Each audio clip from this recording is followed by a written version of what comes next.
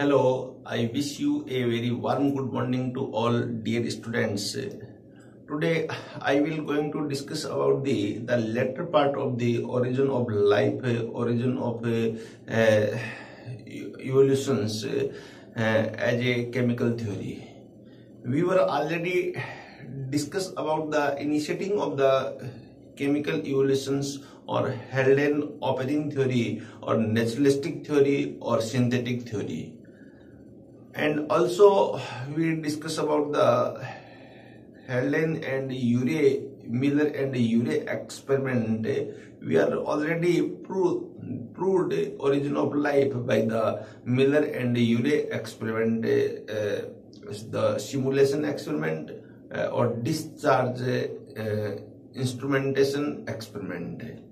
तो बच्चों हम यहाँ पर ओरिजिन ऑफ लाइफ के रेस्पेक्ट में जो केमिकल इवोल्यूशंस यहाँ स्टडी कर रहे थे, जिसमें हमने यहाँ पर स्टडी की इनिशिएटिंग टाइम पे 5000 degree centigrade temperature found in universe, but the slowly the later the temperature were decrease and down of the environment and primitive ocean are developed। तो बच्चों ऐसे जैसे ही यहाँ पर वाटर का डेवलपमेंट हुआ, देन यहाँ एटॉमिक फॉर्म में लाइफ यहाँ डेवलप हुई। उसके बाद में यहाँ हम कह सकते हैं मॉलिक्यूल लेवल में यहाँ पर लाइफ डेवलप हुई। Then inorganic substances and simple organic and complex organic substances है वो डेवलप हुए। तो वहां पर एक प्रोटोप्लाज्म लाइक या कंस्टिट्यूट बना, जिसको हम यहाँ पर प्रोटोसेल और ई बायोन्ट और उसके बाद में हमने को एजरवेट वर्ड दिया एंड सिडनी फॉक्स ने इसको माइक्रोस्फेयर वर्ड यहाँ पर यूज किया था। तो ये बातें हम यहाँ पर पहले बच्चों पढ़ चुके हैं। इसके बाद में यहाँ पर मोड ऑफ न्यूट्रिशन डेवलप हुआ। पहले यहाँ chemo heterotroph type of nutrition develop हुआ, then chemical nutrition and autotrophic nutrition यहाँ डेवलप हुआ। और केमिकल न्यूट्रिशन में यहाँ पर chemo autotroph then photosynthetic nutrition है वो डेवलप हुआ। तो ये बच्चों इवोल्यूशन, इस टाइप का इवोल्यूशन हम पहले पढ़ चुके हैं।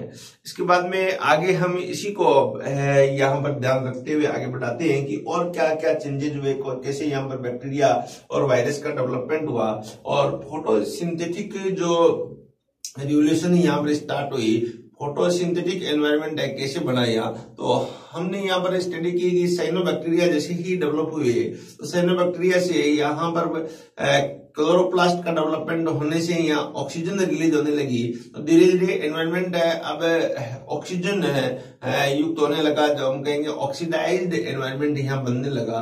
तो यहाँ रिड्यूसिंग एनवायरनमेंट है वो कम होने लगा, हाइड्रोजन है वो कम होने लगी। तो हमने पहले बात की थी कि ओरिजिन ऑफ लाइफ के लिए हाइड्रोजन मस्ट है और उसमें जो रिड्यूसिंग टाइप का एनवायरनमेंट था उस टाइम में और ऑक्सीडाइज्ड टाइप का एनवायरनमेंट नहीं था। लेकिन अब लाइफ को और ज्यादा कॉम्प्लेक्स रूप में चलाने के लिए यहाँ एनवायरनमेंट की रिक्वायरमेंट होती है। कैसे? यहाँ ऑक्सीडाइज्ड टाइप ऑफ एनवायरनमेंट की रिक्वायरमेंट होती है। इसलिए बच्चों रिसेंटली जो एनवायरनमेंट है वो ऑक्सीडाइज्ड टाइप का एनवायरनमेंट है यहाँ। तो ये क्यों बना? ये इसलिए बना कि जैसे ही फोटोसिंथेटिक बैक्टीरिया डेवलप हुए तो यहाँ फोटोसिंथेसिस होने लग गया, जिससे बाहर एनवायरनमेंट में ऑक्सीजन है वो फ्री फॉर्म में आने लग गई। धीरे धीरे फिर यहाँ प्लांटेशन है, प्लांट का डेवलपमेंट हुआ, जिससे और फोटोसिंथेसिस है वो इंक्रीज हुआ और एनवायरनमेंट में ज्यादा से ज्यादा ऑक्सीजन फैल गई। और जितनी ज्यादा ऑक्सीजन यहाँ पर फैली तो उसके अकॉर्डिंग एनिमल का डेवलपमेंट हुआ और एनिमल के लिए रेस्पायर करने के लिए, ब्रीथ करने के लिए क्या ऑक्सीजन की रिक्वायरमेंट होती है। तो वो ऑक्सीजन इन प्लांट से उस फोटोसिंथेटिक एक्टिविटी से मिलने लग गई। इसलिए हम कहते हैं कि एनिमल के लंग्स होते हैं वो प्लांट होते हैं। यहाँ खुले एनवायरनमेंट में एक लंग्स तो हमारे अंदर है जो हमें ऑक्सीजन और कार्बन डाइऑक्साइड को डिफ्यूज करने का काम करते हैं। एक्चुअल में जो लंग है बच्चों ये प्लांट है, इसलिए प्लांट है most useful thing, most useful organism for the animal life. तो यहाँ पर हम देखते हैं बच्चों ओरिजिन ऑफ फोटोसिंथेटिक, फोटोसिंथेसिस कैसे ओरिजिन हुआ, बहुत ही इंपॉर्टेंट है, मोस्ट इंपॉर्टेंट थ्योरी है ये। After some time the bacteriochlorophyll is found in the bacteria, many type of bacteria. The bacteriochlorophyll develop in the some autotrophic bacteria like organism. Then they could absorb solar energy and convert into the chemical form. These organisms called the autotrophic type of organism. इससे पहले क्या बना था, chemo autotroph बना, chemo autotroph के बाद में photo autotroph का डेवलपमेंट हुआ। यहाँ they utilize solar energy for synthesizing organic component like glucose. This process is called photosynthesis. हम जानते हैं बच्चों फोटोसिंथेसिस जहां पर क्या होता है, the presence of solar light या ऑर्गेनिक सब्सटेंसेज ग्लूकोज का फॉर्मेशन होता है। हमने यहाँ पर फोटोसिंथेसिस को बहुत अच्छी तरह स्टडी कर रखी होगी यहाँ कि जहां थ्रू फोटोसिंथेसिस है वो एक साइकिल कैल्विन साइकिल होगा जिसमें कार्बन डाइऑक्साइड फिक्सेशन हो रही है, C4 साइकिल होगा जहां पर कार्बन डाइऑक्साइड फिक्सेशन हो रही है और रिजल्टिंग क्या बन रही है, यहाँ पर ऑक्सीजन बन रहा है और ऑर्गेनिक सब्सटेंसेज है एज ए फूड फॉर्मेशन हो रहा है। They were anaerobic and utilize hydrogen from source other than water like H2S. Therefore, no oxygen was evolved and atmosphere remained reducing. इसी समय भी बच्चों क्या था, एटमॉस्फेयर है वो रिड्यूसिंग टाइप था। Then this stage of the photosynthetic autotrophism is represent by the planktonic sulphur bacteria. Very very important question है यहाँ पर, देखिए बच्चों sulphur bacteria of the today the carbon dioxide and H2S presence of solar energy क्या बना रहे हैं यहाँ पर, glucose, water and sulphur. Then the bacteriochlorophyll form true chlorophyll and by molecule changes. Then such organism which were bearing true chlorophyll are similar to today cyanobacteria. तो यहां पर सबसे पहले बच्चों क्या डेवलपमेंट हुआ, साइनोबैक्टीरिया जिसे बीजी एल्गी भी कहते हैं, BG algae for blue green algae also develop at that time. Then they utilize water as hydrogen donor and evolve oxygen. After the evolution of the cyanobacteria और BG algae, that type of bacteria, that type of algae utilize water as a hydrogen। Water को utilize करने लगे किस form में, यहाँ पर hydrogen की form में। पहले हाइड्रोजन कहां से, सल्फर बैक्टीरिया से H2S से हाइड्रोजन ली जा रही थी, अब यहाँ पर हाइड्रोजन ली जा रही है वाटर से। तो hydrogen donor and evolve oxygen. जैसे ही वाटर का यहाँ पर जो यूज होने लगा तो then release of the oxygen, तो 6CO2 plus 12H2O presence of the solar energy, then 1 glucose molecule and 6 oxygen molecule and 6 water molecule. That type of reaction were developed at that time, and that is called photosynthesis. Then oxygen revolution were developed, and after the evolution of the cyanobacteria, then the evolution or revolution, which type of revolution were developed, the oxygen revolution were developed, and environment has a many molecule of the oxygen after the releasing of the cyanobacteria and photosynthetic activity.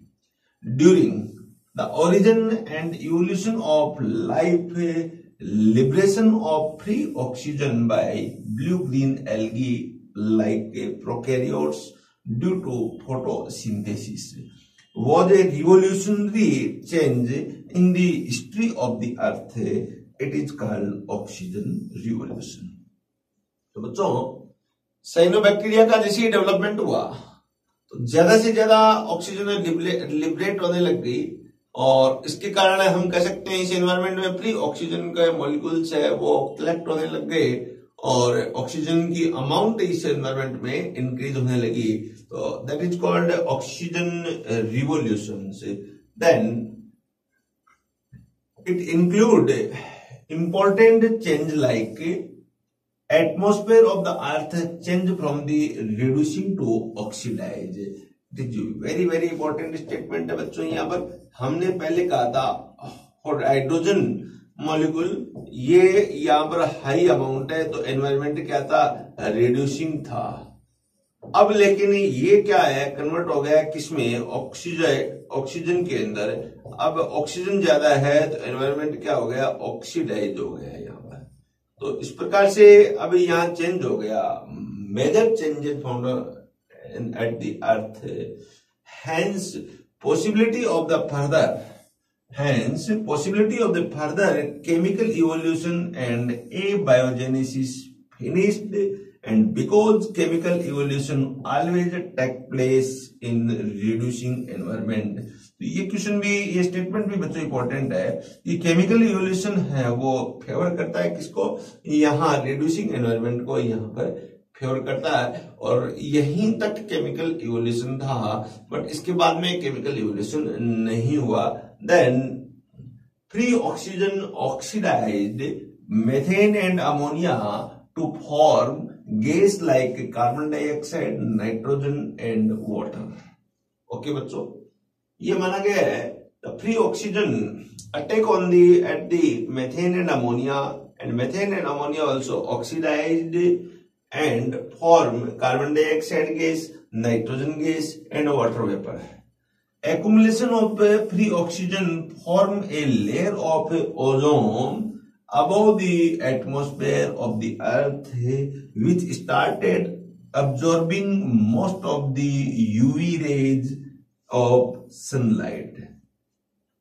जैसे जैसे बच्चों आप देखिएगा oxygen का molecule यहाँ पर increase हुए, आप ऑक्सीजन के साथ में ये रिएक्ट होके यहाँ पर ओजोन का फॉर्मेशन हुआ। ओजोन के मॉलिक्यूल जैसे जैसे इंक्रीज हुए तो एक लेयर बन गई एटमॉस्फेयर में। यहाँ पर आप देखिएगा ओजोन के जैसे जैसे मॉलिक्यूल यहाँ बन गए तो एक यहाँ पर लेयर बन गई। ये लेयर क्या कर रही है, यहाँ सन से जो रेज आ रही है, ये जो रेज आ रही है हार्मफुल रेज, ये रेज जो डेवलप हो रही है, ये हार्मफुल रेज बच्चों यहाँ पर क्या करेगी, इसको ऑक्सीजन लेयर है जो ओजोन लेयर है ये अब्जॉर्ब करके और या हार्मफुल इफेक्ट अर्थ पर है वो रोकने का फंक्शन कर रही है। इसलिए ओजोन लेयर बच्चों बहुत ही इंपॉर्टेंट लेयर यहाँ पर बनती है। Then origin of eukaryotic cell. After origin of the prokaryotic cell, अब क्या ओरिजिन हुआ, क्या डेवलपमेंट हुआ, तो हम यहाँ पर कहेंगे कि यूकैरियोटिक सेल बनी अबाउट 2.7 बिलियन ईयर एगो। किस टाइम बनी, about 2.7 billion year ago. The condition became suitable for the aerobic respiration with the release of free O2। तो इसके बाद में हम देखें कि near about 2.7 billion year ago है, फ्री O2 है वो बहुत ज्यादा रिलीज हो गई एनवायरमेंट में। Aerobic respiration, anaerobic respiration converted into the aerobic respiration yield about the 20 times more energy than anaerobic respiration. Hence the prokaryotes adapted themselves for aerobic mode of respiration। तो पहले organism में respiration या prokaryotes में respiration कैसा था, anaerobic type का। अब respiration कैसा है, एरोबिक टाइप का। एरोबिक रेस्पिरेशन में हमारी बॉडी के अंदर एनर्जी जो बनती है वो एनर्जी 20 टाइम मोर डेवलप होती है। ये ध्यान रखना है हमें, एक इंपॉर्टेंट स्टेटमेंट बनता है। The nucleus, mitochondria and another cell organelles develop in the cell and thus pre-living eukaryotic cell-like organism originated about 1.5 billion years ago in the primitive ocean. After oxygen revolutions in the cell, some special organelles were developed, like mitochondria, like a nucleus also developed, mitochondria also developed, and another type of cell organelles were developed in the cell, and thus the pre-living eukaryotic cell-like organism originated about 1.5 billion year ago.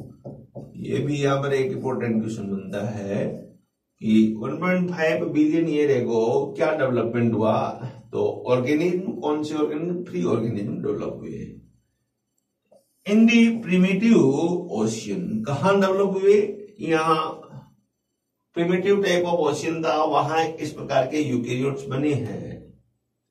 Then next evolution is the organic evolution.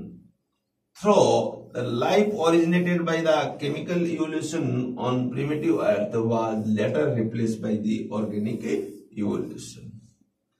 अब ये replace हो गई बच्चों organism में, कि अब different type of organism का development होगा, that is called organic evolution. इससे पहले जो इवोल्यूशन था कैसा था, या केमिकल इवोल्यूशन था। All changes are found in the chemical in the primitive ocean. तो केमिकल चेंजेस हुए तभी यहाँ पर एक प्रिमिटिव लाइफ बनी। अभी यहाँ ऑर्गेनिज्म के अंदर चेंजेस हो रहे हैं, कॉम्प्लेक्स ऑर्गेनिज्म बन रहा है, that is called organic evolution stated descent with modification. बहुत ही इंपॉर्टेंट स्टेटमेंट है बच्चों, ये डार्विन ने इस स्टेटमेंट को यूज किया था, descent with modification. That is the present day complex organism have evolved from the earlier simple organism by the small but the gradual changes which have occurred over the millions of years. Descent with the modification also described by the gradual changes found in the organism according to Darwin। ये बात सब describe करता है। Through living organisms saw the great diversity in size, the structure and function and behavior extra. They also saw basically similar metabolic process indicating the common ancestry। तो यहाँ पर बच्चों ध्यान रखना कि कॉमन एंसेस्ट्री है जिसमें सिमिलर मेटाबॉलिक प्रोसेस है वो प्रेजेंट थी, लेकिन यहाँ डाइवर्सिटी डेवलपमेंट हुई साइज में, स्ट्रक्चर में, फंक्शन में और उसके बिहेवियर में। Great diversity were developed at that time. Then evolution term introduced by Herbert Spencer. तो एक ये क्वेश्चन भी यहाँ पूछा जा सकता है कि सबसे पहले इवोल्यूशन टर्म है वो किसने यहाँ पर यूज किया था, तो एक इंपॉर्टेंट क्वेश्चन बनता है बच्चों, ये भी तो आपका आंसर होगा, हर्बर्ट स्पेंसर ने यूज किया था। तो ये यहाँ पर बात हुई बच्चों एक ओरिजिन ऑफ लाइफ की, डिसेंट विद मॉडिफिकेशन की।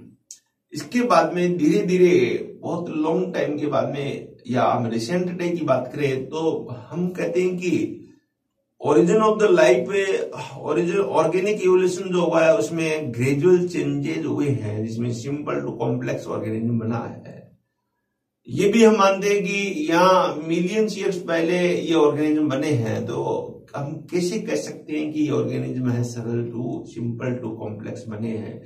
इसके लिए बच्चों कुछ एविडेंस दिए गए, कुछ साइंटिस्ट ने डिफरेंट एविडेंस दिए गए, उससे हम we can see the evolution, evidence of the evolution, what type of evidence found in the nature, and we use for the study of the evolutions।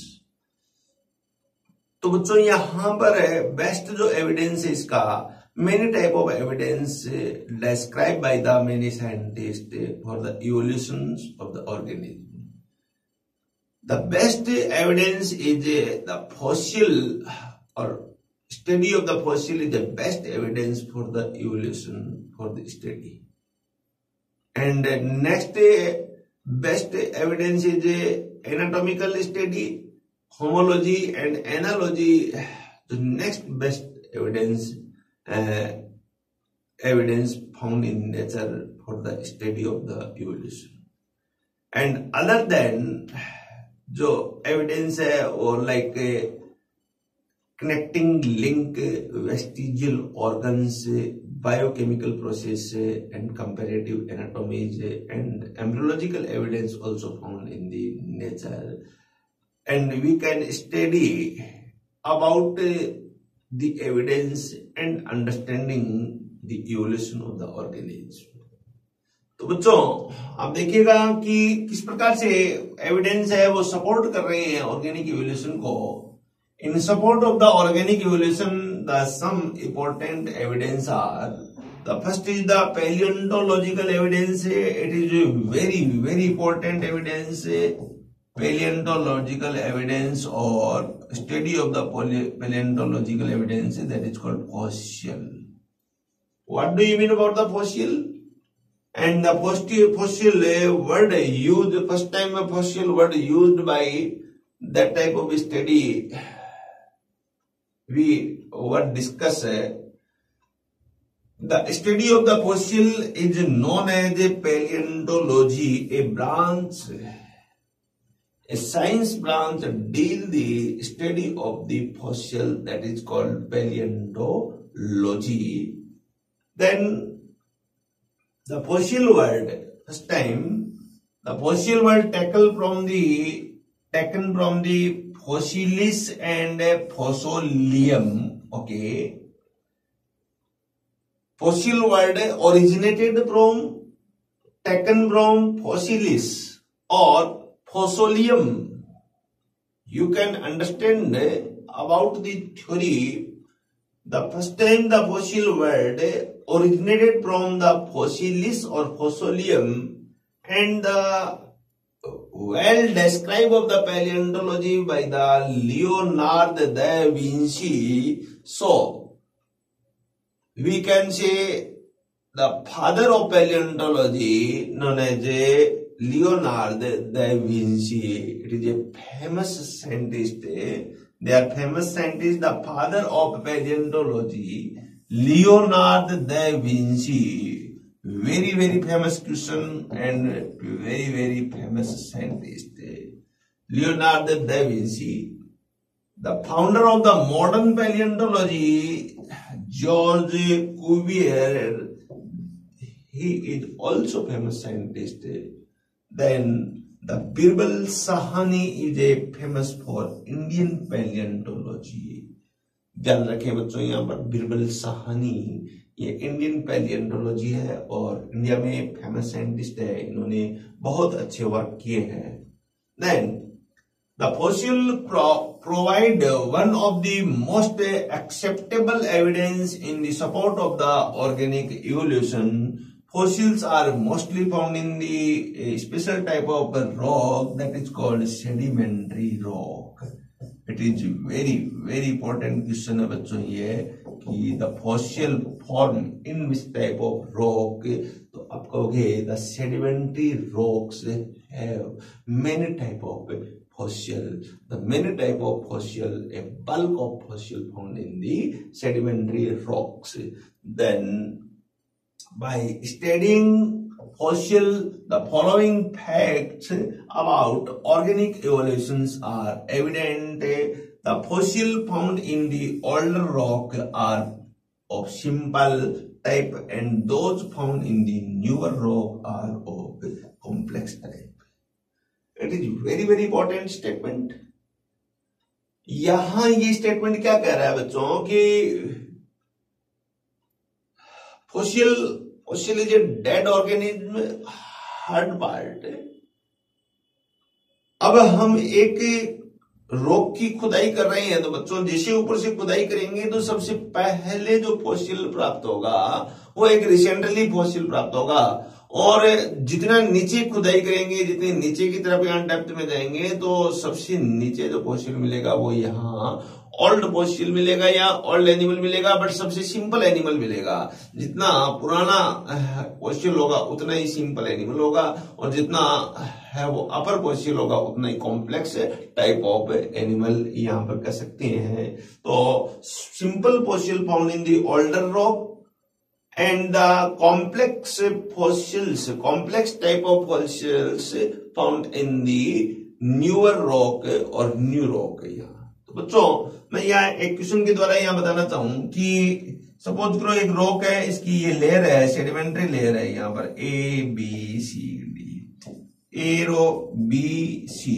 D, यहाँ पर कोई पोर्शन है, यहाँ पर भी कोई पोर्शन है, यहाँ पर भी कोई पोर्शन है। हमने यहाँ पर डिगिंग की, खुदाई शुरू की, तो यहाँ आपसे पूछ सकती है कि एबीसीडी में सबसे ओल्डेस्ट फॉसिल इज, तो आप देखिएगा ये सबसे नीचे की तरफ है, सबसे पहले एनिमल डेवलप रहा होगा जिसकी यहाँ पर मोस्ट एक्सटिंक्शन के कारण यहाँ ये डेथ हो गई और इसके ऊपर यहाँ रॉक का डेवलपमेंट हो गया। तो D is a most simple animal but the most oldest animal, but A is a most complex animal and most recently animal. तो इस प्रकार से यहाँ ओरिजिन के बेस पे हम कहेंगे तो डी सी ए बी या सीरीज बन जाती है एनिमल की। यहाँ इस टाइप से हम फॉसिल रिकॉर्ड से है हम स्टडी कर सकते हैं कि सिंपल एनिमल पहले डेवलप हुआ है और कॉम्प्लेक्स एनिमल लेटर डेवलपमेंट हुआ है according to the age of the rock, sedimentary rock.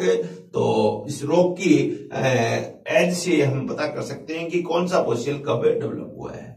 In the beginning unicellular protozoa were formed from which the multicellular animals evolve. Some fossils represent the connecting link between two groups. हम बच्चों दूसरा एक और fossils study कर सकते हैं। बहुत सारे ऐसे फॉसिल्स भी मिले हैं जिसके अंदर कैरेक्टरिस्टिक है वो टू ग्रुप के कैरेक्टर है, एक लोअर ग्रुप के और एक हायर ग्रुप के। तो ऐसे फॉसिल्स शो कर रहे हैं connecting link in between the two major group show कर रहे हैं और ये भी शो करते हैं कि यहाँ पर ट्रांजिशनल फेज कोई रही होगी जिससे कोई एडेप्टिव चेंजेज आ रहे होंगे और हायर एडेप्टिव चेंजेज के कारण एनिमल बहुत ज्यादा सर्वाइव नहीं कर पाया जिससे एनिमल की डेथ हो गई। बट इसके अंदर लोअर ग्रुप के कैरेक्टर भी है और हायर ग्रुप के भी कैरेक्टर भी है। यहाँ for example Archaeopteryx, it is a bird but they have lower character like amphibian character, reptilian character and the higher character they have avian character or avian character. So we can say that the Archaeopteryx is a connecting link in between the reptile and avian and also known as the missing link in between the reptile and avian। क्योंकि बच्चों ये animal miss हो गया है, ये animal completely यहाँ पर extinct हो चुका है। सम एंजियोस्पर्म प्लांट है, हायर प्लांट है बच्चों। Some angiosperm among plant and mammals among animals are highly developed modern organism by fossils we can study the evolutionary pedigree of and the animal like stage in the evolutions of the horse, elephant and man। ये तीन ऐसे animal है जिसमें horse है, elephant और man है जिसके complete fossil हमें मिले हैं और इस कंप्लीट फॉसिल के बेस पे हम बच्चों we can study completely study from the origin of the life, origin of that type of animals and recent animals. तो इस प्रकार हम देख सकते हैं आर्कियोप्टेरिक्स अभी हमने जिक्र किया था। आर्कियोप्टेरिक्स क्या है? Archaeopteryx is a bird that type of fossil connecting link in between the birds and reptile. The Archaeopteryx some character have the reptile like and some character also have the birds like character. The birds like character is the found of beak and the found of wing at the body, but the reptile like character inside of the beak some teeth are found and at the leg at the body some scales are found. That type of character related to the reptiles. तो इस type से हम कह सकते हैं Archaeopteryx एक missing link भी है क्योंकि बच्चों ये अभी है नहीं, ये कंप्लीटली एक्सटिंक्ट हो चुका है एनिमल। यहाँ हम एक इवोल्यूशन बता सकते हैं, पेडिग्री बता सकते हैं, किसकी? हॉर्स की इवोल्यूशन की बता सकते हैं। हॉर्स के अंदर हम कहेंगे evolution of the horse was describe by the C Morse Morse एक साइंटिस्ट थे, उन्होंने सबसे पहले डिस्क्राइब किया था। इसके according the primitive fossil of horse was found in the North America name Eohippus. तो मेनी टाइप ऑफ हॉर्स यहाँ डेवलप हुई है बच्चों। इनिशियल जो हॉर्स था वो डॉग लाइक था, यहाँ पर इसका साइज डॉग लाइक था। इसका नाम दिया था ईओहिपस और हाइरेकोथोरियम, इसका थेरियम नाम दिया था। Then another type of fossil और मिले यहाँ, Eohippus, Pliohippus, Merychippus and Equus and different type of fossil यहाँ डेवलप हुए in different time, geological time scale. तो हम कह सकते हैं कि कंप्लीट फॉसिल से कि सिंपल हॉर्स पहले बना और कॉम्प्लेक्स हॉर्स है वो लेटर डेवलप हुआ।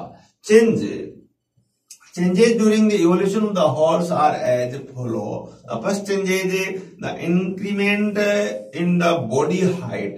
तो पहले जो हॉर्स था वो कुत्ते जैसा था, डॉग लाइक था, बट अब जो हॉर्स है एक अच्छा हाइट युक्त हॉर्स है। And increment in the length of the neck also. The development of height crown on the surface of teeth and formation of the cemented in the teeth, in between the teeth and the jawbone. There is a gradual increase in the length of the leg and number of toe and finger in leg have reduced in the modern horse. The only middle toe touch the ground, other toe reduce gradually and leg become more powerful for the fast running.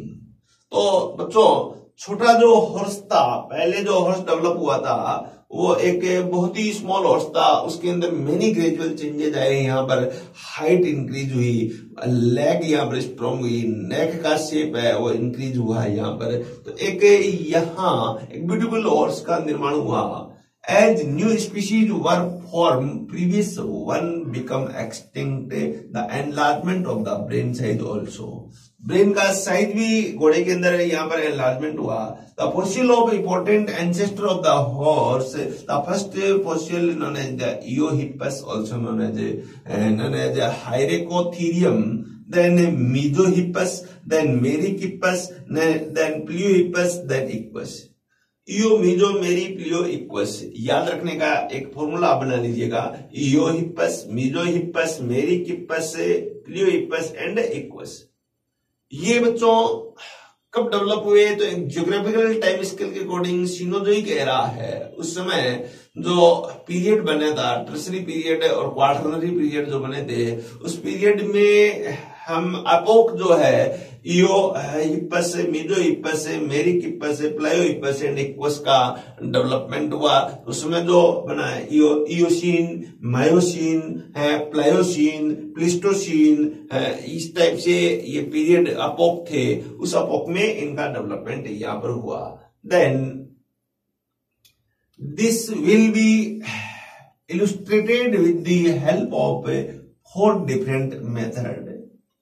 अब ये चीज हम fossil है उसको किस विधियों के द्वारा, कौन कौन सी विधियों के द्वारा हमें यहाँ मेजर कर सकते हैं, इलस्ट्रेट कर सकते हैं यहाँ और देख सकते हैं। तो उसके लिए बच्चों कई विधियां हैं, जिसे लेड मेथड है, रेडियो कार्बन मेथड है, ये सबसे पुरानी मेथड है। पोटेशियम आर्गन मेथड है, ये न्यू मेथड है। और इसके बाद में और new method electron spin resonance method, ECR method सबसे न्यू मेथड है। हम इससे रोक की एज है वो कैलकुलेट कर सकते हैं और रोक की एज के बेस पे हम बता सकते हैं कि जब रोक बनी है उस समय ये एनिमल थे, उस समय एक्सटिंक्ट हो गए और उसके अंदर इसके फॉसिल बने हैं। तो इस प्रकार से हम फॉसिल की एज है वो कैलकुलेट कर सकते हैं यहाँ पर डिफरेंट मेथड से, जिनमें lead method, radio carbon method and potassium argon method and electron spin resonance method, इन विधियों का उपयोग किया जाता है।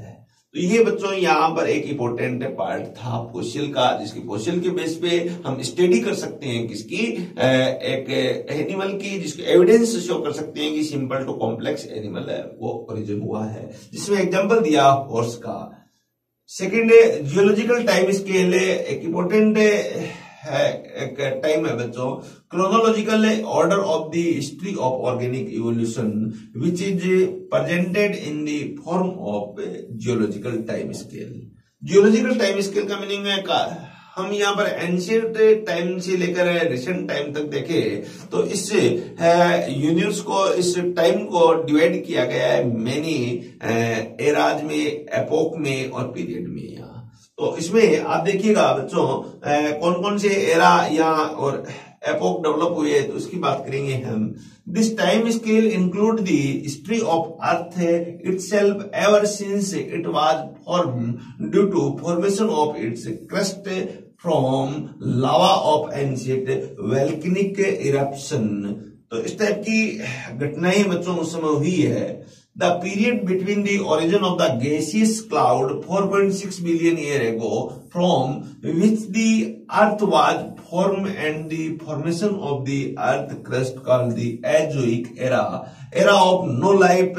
The remaining period, the about 4.0 billion years ago, it divided into the 5 eras. तो यहाँ हम बात करेंगे some eras की।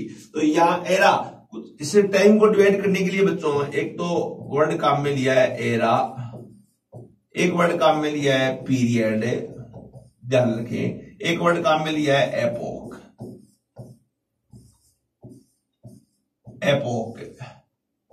अब ये एपोक क्या है, एरा क्या है, पीरियड क्या है, तो आप ध्यान रखिएगा यहां हम एपोक कह सकते हैं इसको। तो ये है एक्चुअल में क्या है, किसी कहेंगे एपोक, किसी कहेंगे पीरियड। तो अब देखिएगा तो एरा है ये इस टाइम की लार्जेस्ट यूनिट है और एपोक है इसकी बच्चों स्मॉलेस्ट यूनिट है। सबसे कम टाइम को शो कर रहा है यहां पर कौन, एपोक, और सबसे मेजर टाइम को यहां पर शो कर रहा है कौन, यहां पर एरा।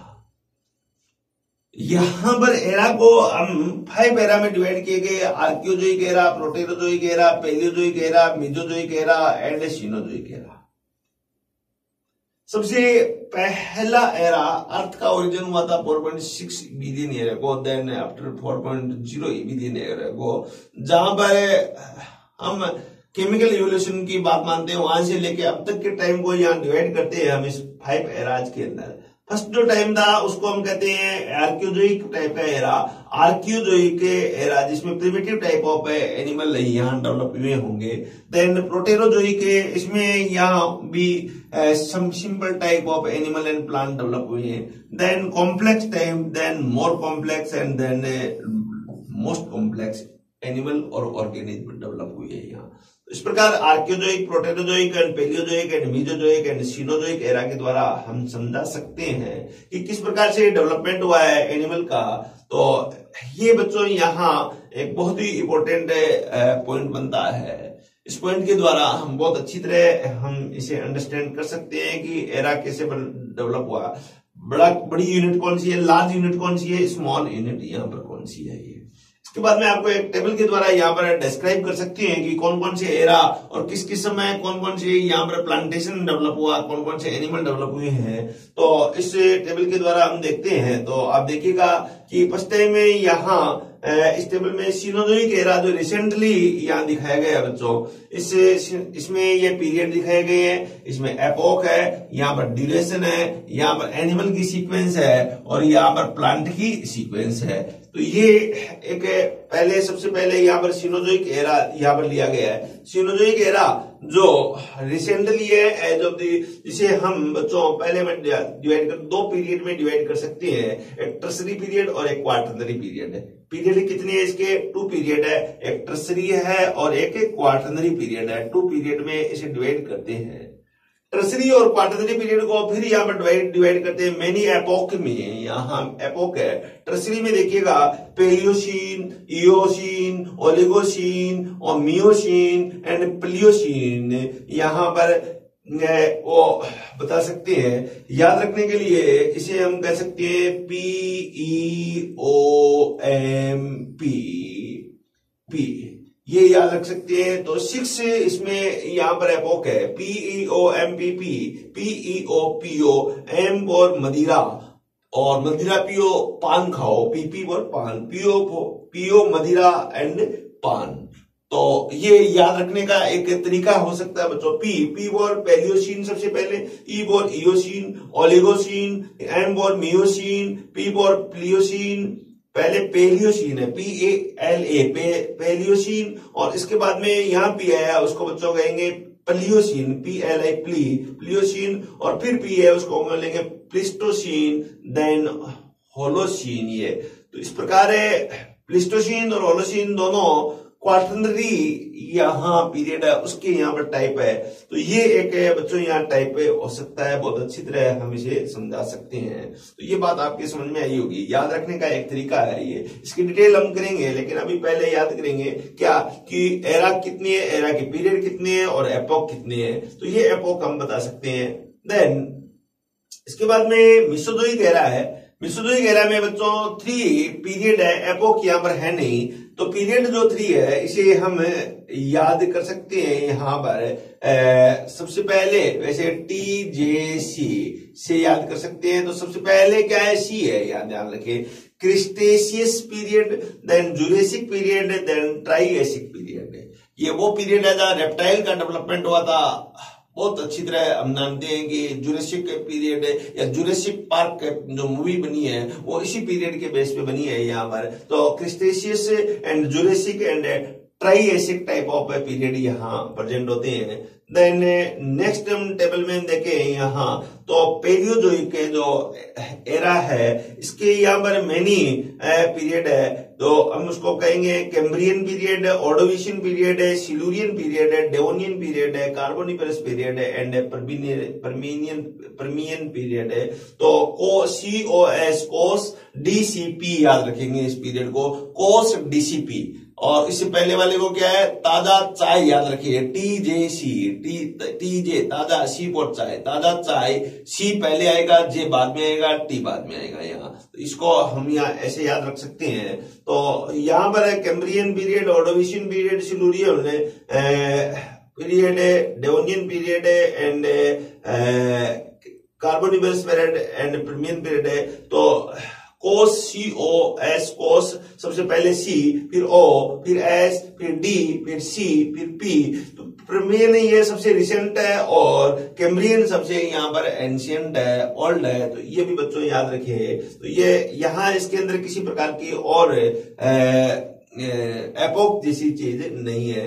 देन इसके बाद में यहाँ दिखाया एल्जोइक मीनिंग नो लाइफ है, फिर आर्कियोजोइक मीनिंग नो लाइफ है, यहाँ कोई बहुत ज्यादा लाइफ नहीं बनी, बट सम यूकैरियोट्स प्रोकैरियोट्स यहाँ बने। और फिर प्रोटेरोजोइक यहाँ बच्चों इनवर्टिब्रेट्स टाइप यहाँ बने, यहाँ प्रोटेरोजोइक के अंदर है। तो इसके अंदर भी कोई विशेष प्रकार का पीरियड और एपोक यहाँ पर भी नहीं है, ओनली एनिमल है यहाँ पर डेवलप है। तो इस प्रकार से हम यहाँ इसको डिस्क्राइब कर सकते हैं कि किस प्रकार से क्या और कौन से कैसे पीरियड यहाँ बने हैं। तो ये जो डिफरेंट पीरियड है इसको हम यहाँ पर बात कर सकते हैं, जियोलॉजिकल टाइम स्केल के रूप में हम इसे बता सकते हैं। ये तो आपने evidence of the organic evolution में हमने पीरियड की बात की। तो 500 पीरियड अब आप समझ गए होंगे कि इसमें एक एरा होता है, एक एपोक होता है और एक पीरियड होता है।